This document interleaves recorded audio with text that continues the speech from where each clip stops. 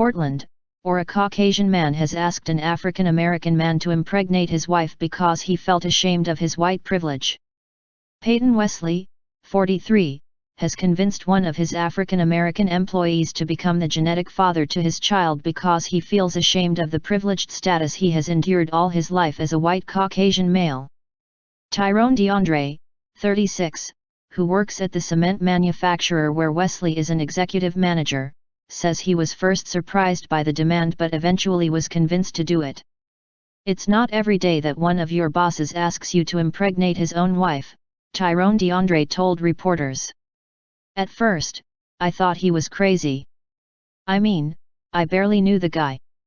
But he told me I was the only black guy he knew. He seemed really desperate," he admitted, visibly still in shock.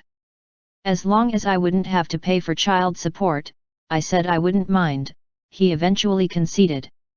A six-figure deal.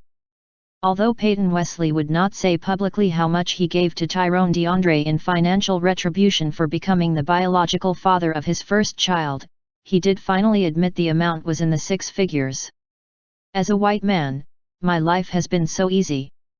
I come from an average middle-class family and had the opportunity to climb the social ladder and build myself a successful career over the years," he told reporters. "But something didn't feel right.